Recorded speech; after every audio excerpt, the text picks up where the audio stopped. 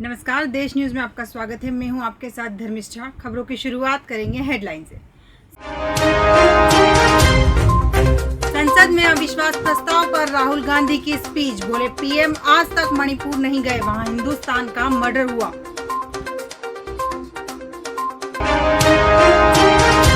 लड़कियों से छेड़छाड़ की तो करियर होगा बर्बाद। पुलिस भर्ती बोर्ड को सरकार भेजेगी मंचलों की लिस्ट। कैरेक्टर सर्टिफिकेट मांगा जाएगा। एक्सपर्ट ने बताया कैसे करेंगे शॉर्टलिस्ट। फोन टैपिंग मामले में दिल्ली हाई कोर्ट करेगा सुनवाई। सीएम के ओएसडी की राहत बरकरार रहेगी या नहीं, गिरफ्तारी पर कोर्ट ने लगा रखी है रोक।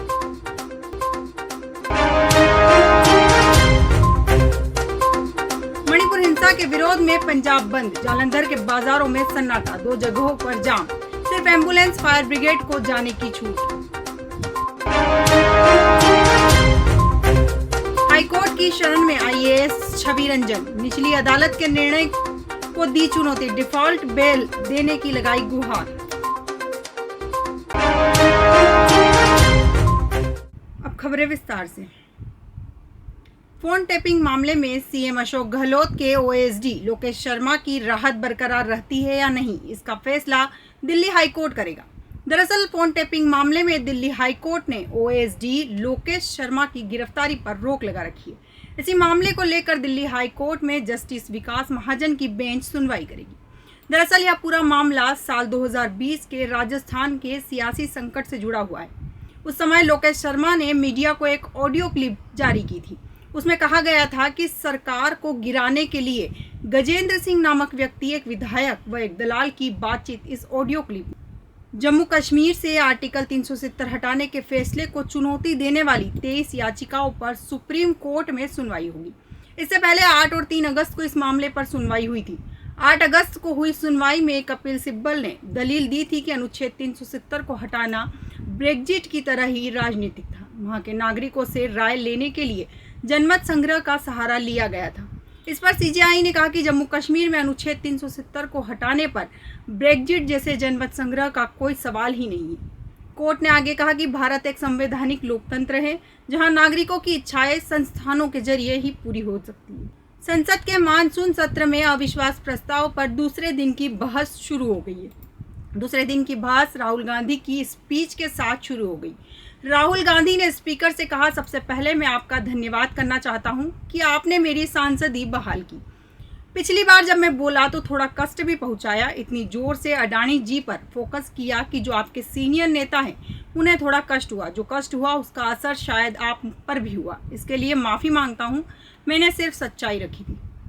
मणिपुर में हिंसा के खिलाफ पंजाब बंद। वाल्मीकि, रविदासिया और ईसाई भाईचारे ने संयुक्त रूप से बंद की कॉल दी। बंद की कॉल को देखते हुए सरकारी स्कूल कॉलेज बंद कर दिए गए। बच्चों की सुरक्षा को देखते हुए प्राइवेट स्कूल भी बंद रखे गए। जालंधर, बरनाला और गुरदासपुर में बंद का असर देखने को मिला। जालंधर में सभी बड़े बाजार बंद हैं। लैंड स्कैम के आरोपी आईएएस छवि रंजन अब हाईकोर्ट की शरण में गए हैं। उन्होंने पीएमएलए कोर्ट के आदेश को चुनौती देते हुए डिफॉल्ट बेल देने की गुजारिश की है। दरअसल आईएएस छवि रंजन की ओर से निचली अदालत में सीआरपीसी की धारा 167 के तहत याचिका दाखिल की गई थी। इस याचिका के तहत पुलिस और जांच एजेंसी को चार्जशीट दाखिल करने के लिए समय तय किया गया, जिसे निचली अदालत ने खारिज कर दिया। अब वे हाईकोर्ट से न्याय करते हुए डिफॉल्ट बेल का अनुरोध कर रहे हैं।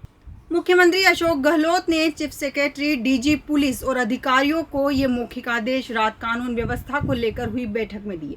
सीएम गहलोत ने साफ कहा कि महिलाओं, लड़कियों और बच्चियों से छेड़छाड़ करने वालों को राजस्थान में अब सरकारी नौकरी नहीं मिलेगी।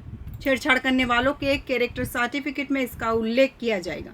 ये युवा भर्ती परीक्षा में शामिल ही नहीं हो सकेंगे। सीएम गहलोत के इन आदेशों ने देश में नई चर्चा छेड़ दी है। यदि ऐसा हो गया तो लड़कियों से छेड़छाड़ करने वालों को सरकारी नौकरी से वंचित करने वाला राजस्थान देश का पहला राज्य बन जाएगा। 4 दशक पहले चंबल के बिहड़ में डकैत रहे मलखान सिंह कांग्रेस ज्वाइन कर सकते हैं। विश्व आदिवासी दिवस पर भोपाल स्थित प्रदेश कांग्रेस कार्यालय में वे पार्टी की सदस्यता ग्रहण कर सकते हैं। मलखान कभी बिहड़ के 10 युग किंग कहलाते थे। खुद को डाकू कहलाना गलत बताते हैं। उनके अनुसार वे अन्याय के खिलाफ बागी थे। मंदिर की 100 बीघा जमीन को मंदिर में मिलाने के लिए उन्होंने हथियार उठाए थे। आपको बता दें 15 जून 1982 में मलखान सिंह और उनकी गैंग ने तब के मुख्यमंत्री अर्जुन सिंह की मौजूदगी में समर्पण कर दिया था। ये सरेंडर देखने के लिए मैदान में 30,000 से ज्यादा लोगों की भीड़ इकट्ठी हुई थी। मध्य प्रदेश में लगातार हो रही आदिवासी, दलित और अति पिछड़े वर्गों के साथ उत्पीड़न की घटनाओं के मामले पर बहुजन समाज पार्टी शक्ति प्रदर्शन करेगी। इस कार्यक्रम में बहुजन समाज पार्टी के नेशनल कोऑर्डिनेटर और यूपी की पूर्व सीएम मायावती के भतीजे आकाश आनंद शामिल होंगे। भोपाल के सेकंड स्टॉप स्थित अंबेडकर पार्क में प्रदेश भर के बसपा कार्यकर्ता एकत्रित होकर राजभवन की ओर कूच करेंगे।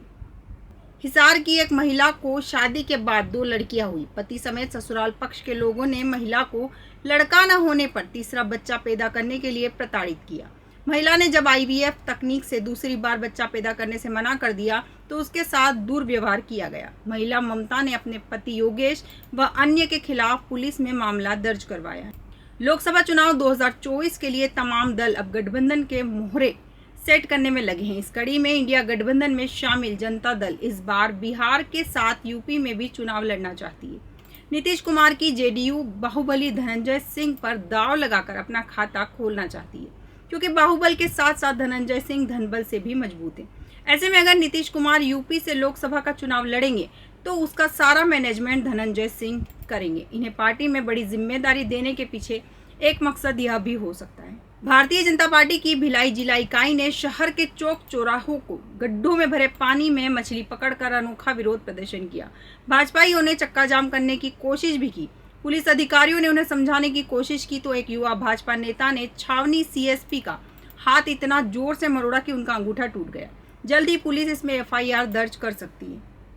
खबरों में फिलहाल इतना ही। आप बने रहिए देश न्यूज़ के साथ। नमस्कार।